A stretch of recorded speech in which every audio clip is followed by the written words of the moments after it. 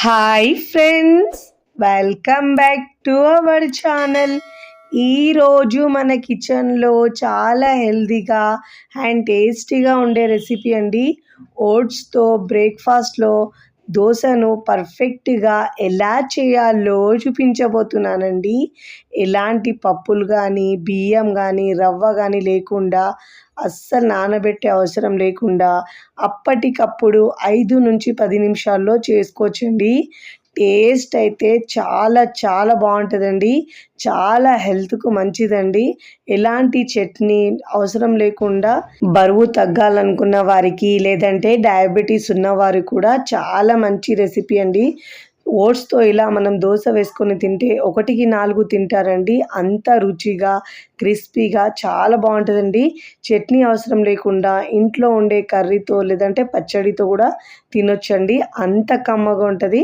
మరి ఇక ఏమాత్రం ఆలస్యం చేయకుండా చాలా హెల్తీగా ఉండే ఓట్స్తో దోశను ఎలా చేయాలో చూద్దాం రండి. ముందుగా ఇక్కడ నేను ఒక మిక్సింగ్ బౌల్ తీసుకొని దాంట్లో 1 కప్పు ఓట్స్ తీసుకోవాలండి. మీరు కప్పు కొలత దేనితోనైనా తీసుకోవచ్చండి కొలతలు అయితే. ఇప్పుడు ఇలా 1 కప్పు ఓట్స్ తీసుకున్న తర్వాత ఈ ఓట్స్ మునిగే వరకు వాటర్ వేసుకోవాలండి. కప్పున్నర వాటర్ పడుతుంది దీనికి. ఇప్పుడు ఒకసారి ఇలా బాగా మిక్స్ చేసుకున్న తర్వాత మూత పెట్టేసి ఒక 5 నుంచి 10 నిమిషాల పాటు పక్కకు పెట్టుకోవాలండి. అంతకంటే ఎక్కువ సేపు పెట్టే అవసరం ఉండదు. ఇక్కడ మనం ఇన్స్టెంట్గా చేస్తున్నాము. ఒక 10 నిమిషాల తర్వాత చూడండి, వాటర్ మొత్తం అబ్జర్వ్ అయ్యి చాలా మెత్తగా అయిపోతాయి ఓట్స్. ఇప్పుడు మిక్సీ జార్ తీసుకొని ముందుగా నానబెట్టుకున్న ఓట్స్ని మిక్సీ జార్లో వేసుకోవాలి. ఫస్ట్ టైం నా ఛానల్ చూస్తున్న వాళ్ళు ప్లీజ్ నా ఛానల్ని సబ్స్క్రైబ్ చేసుకోండి, లైక్ చేయండి, పక్కనున్న బెల్ ఐకాన్ని ప్రెస్ చేయండి. ఇలా ప్రెస్ చేయడం వల్ల నేను పెట్టే వీడియో నోటిఫికేషన్ ముందుగా మీ హోమ్ పేజ్కి వస్తాయండి. ఇలా వేసుకున్న తర్వాత ఓట్స్, ఇప్పుడు దీంట్లో ఒక మీడియం సైజు ఆనియన్ వేసుకోవాలండి. ఉల్లిపాయ వేసుకోవడం వల్ల మనకు ఓట్స్లో జిగురుతనం ఉంటుంది కదండి, అలా ఉంటే మనకు దోశ వేసుకోవడానికి రాదని ఇలా ఉల్లిపాయ ముక్కలు వేసుకుంటే చక్కగా వస్తుందండి. ఇప్పుడు దీంట్లో ఒక 2 నుంచి 3 పచ్చిమిరపకాయలు తుంచి వేసుకోవాలి. 1 ఇంచ్ అల్లాన్ని ముక్కలుగా కట్ చేసుకొని వేసుకొని అవసరం పడితే కొద్దిగా వాటర్ వేసుకొని మెత్తగా గ్రైండ్ చేసుకోవాలండి. ఎంత మెత్తగా గ్రైండ్ చేసుకుంటే మనకు దోశ అంత మంచిగా వస్తుందండి. అదే బరకగా ఉంటే దోశ మనకు సరిగా రాదు, ఇంకా తినేటప్పుడు కూడా అంత బాగుండదండి.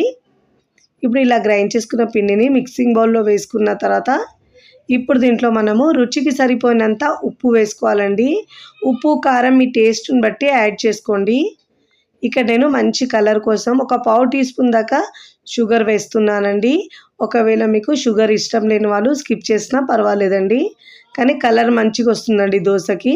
ఇప్పుడు ఒకసారి ఇలా బాగా మిక్స్ చేసుకొని కన్సిస్టెన్సీని అడ్జస్ట్ చేసుకోవాలండి.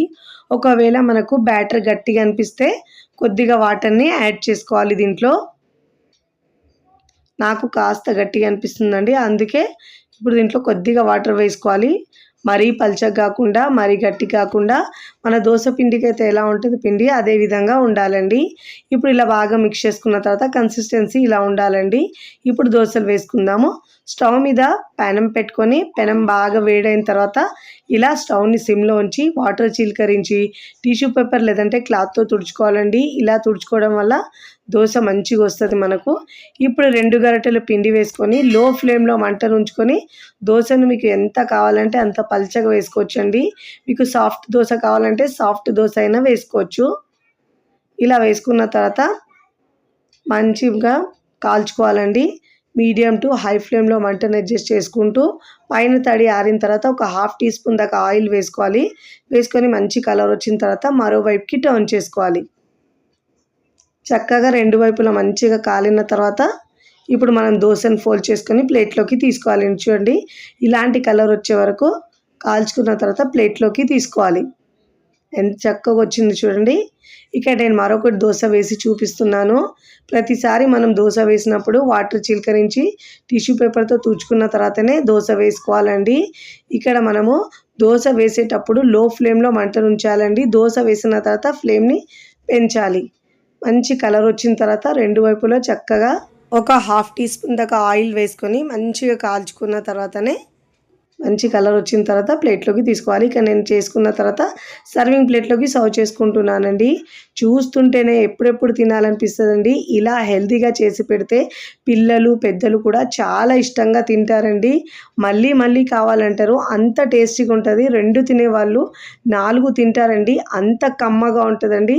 ఎలాంటి చట్నీ అవసరం లేకుండా ఇక్కడ నేను ఆవకాయతో ఇంకా బెండకాయ కర్రీ చేశానండి. ఆ బెండకాయతోనే సర్వ్ చేస్తున్నాను. రుచి అయితే చాలా చాలా బాగుంటుందండి. మీరు కూడా తప్పకుండా హెల్తీగా బ్రేక్ఫాస్ట్ చేయాలంటే ఒక్కసారి ఇలా ట్రై చేయండి. ట్రై చేసి ఎలా కుదిరిందో నాకు కామెంట్ ద్వారా తెలియచేయండి. బరువు తగ్గాలనుకున్న వారికి, లేదంటే డయాబెటీస్ ఉన్నవాళ్ళు మార్నింగ్ బ్రేక్ఫాస్ట్లో టిఫిన్ పిండి లేనప్పుడు అప్పటికప్పుడు ఇలా హెల్తీగా 5 నిమిషాల్లో రెడీ చేసుకోవచ్చండి. చాలా తక్కువ టైంలో ఈజీగా హెల్తీగా చేసుకునే బ్రేక్ఫాస్ట్ అండి. ఇలా మనం బెండకాయతో పచ్చడితో నంచుకొని తింటే సూపర్గా ఉంటుందండి. వీడియో నచ్చితే లైక్ చేయండి, ఫ్రెండ్స్ ఫ్యామిలీకి షేర్ చేయండి. మరికొన్ని టేస్టీ సింపుల్ క్విక్ రెసిపీస్ కోసం టీ టీ టీ కిచెన్ని సబ్స్క్రైబ్ చేసుకోండి. కమెంట్ చేయడం అస్సలు మరవకండి. Thanks for watching.